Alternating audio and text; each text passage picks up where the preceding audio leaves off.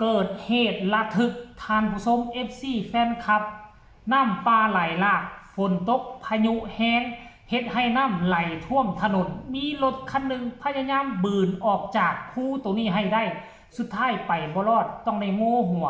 กลับคืนมาขอจอดอยู่เฮือนชาวบ้านสวัสดี FC แฟนคลับทุกทานมาพบมาพ่อกันคลิปนี้ทานผู้ชมพี่น้องป้องป่ายชาวลาวชาวไทยคลิปนี้ถือว่าเป็นคลิปเตือนภัยเพราะว่าปัจจุบันนี้มันมาถึงนครเวียงจันทน์แล้วเวียงจันทน์นี่ประมาณ 3-4 มื้อทุกมื้อฮอดช่วงระยะเวลาตอนแรงช่วง5 โมงหา6 โมงแรงช่วงนี้แหละจะตกมื้อนี้ก็เส้นเดียวกันมาตามนัด5 โมงตกฮอดปัจจุบันนี่สิเข้า7 โมงแล้วยังบ่หยุดยังบ่เซาทานผู้ชมแต่ว่าเหตุการณ์ที่ค่อยอยากจะนำเสนอเนาะลาวเฮานี่ลาวไทยนี่อาจจะเป็นปลายทางแต่ต้นทางมันอยู่ชายฝั่งทะเลเนาะชายฝั่งทะเลเขตสเวียดนามนั่นแหละคลิปวิดีโอที่ทุกคนจะได้เห็นต่อไปนี่พวกเจ้าฮู้บ่ว่าเกิดอีหยังขึ้นพี่น้องชาวเวียดนามพากันถ่ายคลิปวิดีโอเอามาลงและแชร์กันเป็นไวรัลปัจจุบันนี่นะทั่วเมืองลาวกายทั่วแข่งลาวกายปัจจุบันนี่ก็คือน้ำท่วมรถนี่ลอยอองปองปานว่าปากกระป๋องลอยน้ำท่านผู้ชมเอ้ยแล้วจุดพีคที่สุดเนาะอกสั่นขวัญผวาที่สุดคือมีรถคันหนึ่งเป็นรถคันสีขาวมันเป็นดอยเป็นค่อยลักษณะแบบนี้นะน้ำนี่ไหลลงมาแล้วทางนี่บ่เห็นแล้วทางนี่กลายเป็นห้องระบายน้ำไหลลงมาต่ำใส่ทั้งลุมนี่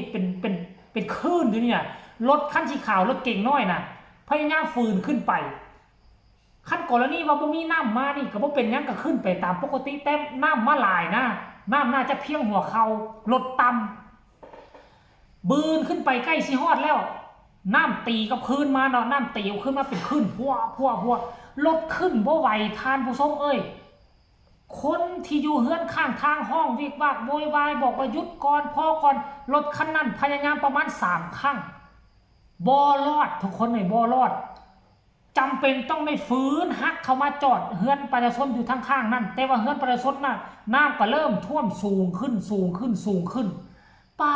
โทมันนักหนาสากันขนาดนี้บอกอันนี้แหละลาวเฮาเนี่ยก็ถือว่าโชคดีน้อยนึงบ่อยู่ติดทะเลคันอยู่ติดทะเลนี่เบิ่งสเวียดนามนี่พายุมาแต่ละครั้งเบิ่งสปจีนแต่ละปีคือกันฮอดยามช่วงฤดูฝนมาป้าโทนักหนาสากันข้าเจ้าอยู่พุ่นอยู่ชายทะเลกับท่าแห้งดีมีรายรับดีแต่ว่ารายจ่ายกับลายบ้านเฮานี่บ่มีทะเลพายุเข้ากับบ่นักหนาสากันปานใดแต่ว่ารายรับสัมผัสว่าน้อยทานผู้ชมเอ่ยรายละเอียดให้ทุกคนไปชมคลิปนี้น้ำกันว่ามันเป็นจังไดทานผู้ชม MC แฟนคลับทางลาวและไทยเชิญไปชมเลย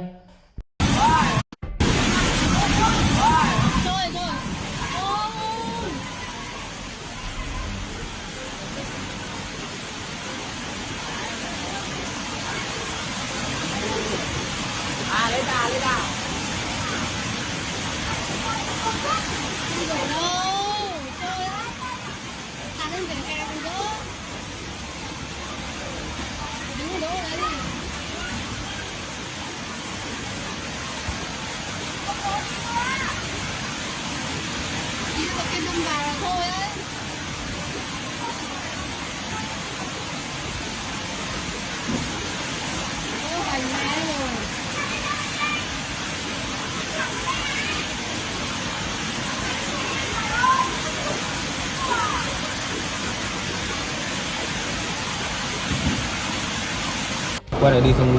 đưa anh đi. Sợ thế nhỉ.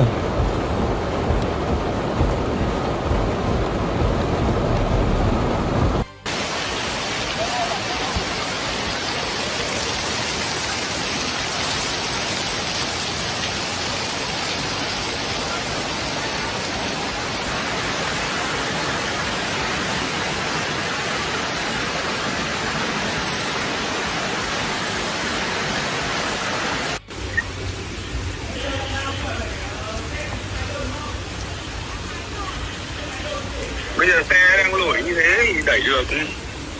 nhưng mà khi nó chạm đất thì chỉ cứ đẩy vào mắt.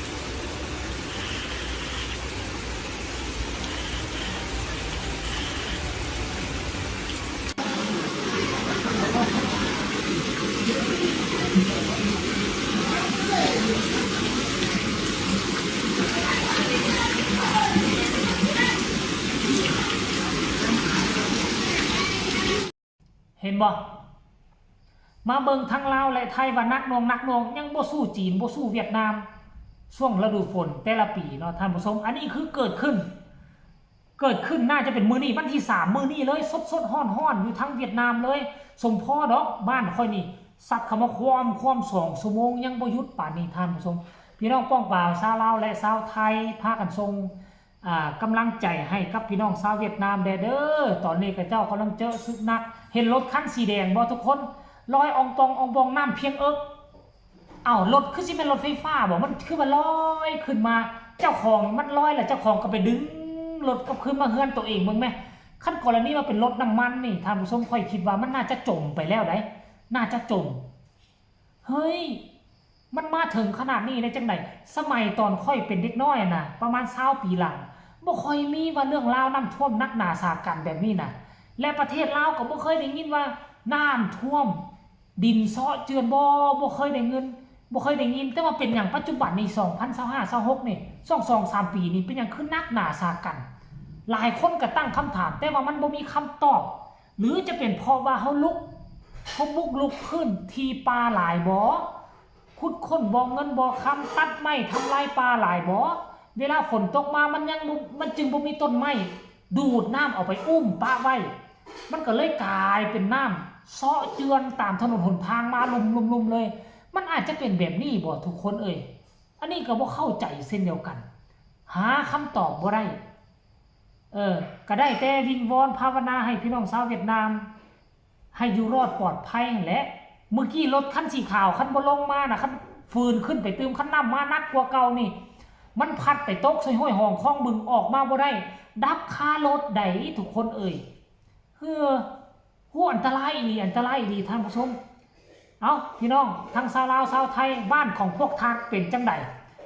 ฝนตกมาสิน้ำท่วมคือกันกับเวียดนามบ่ทั้งไทยก็ดีทั้งลาวก็ดีท่วมแบบนี้พากันรายงานตัวมาแด่ท่านผู้ชม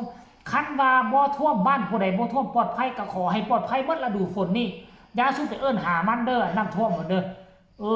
น้ำท่วมไฟไหม้2อันนี้อย่าสู้เอาแผ่นดินไหวก็คือกันเด้อ3อย่างนี้ซะท่านผู้ชมเนาะก็ขอฝากฟังคลิปนี้เอาไว้แหละท่านผู้ชมทุกคนเห็นแล้วรู้สึกแนวใดส่งข่าวมาได้ทางใต้คอมเมนต์อยากส่งกำลังใจให้ชาวเวียดนามส่งมาได้เช่นเดียวกันเด้อทุกคนเฮาเป็นสห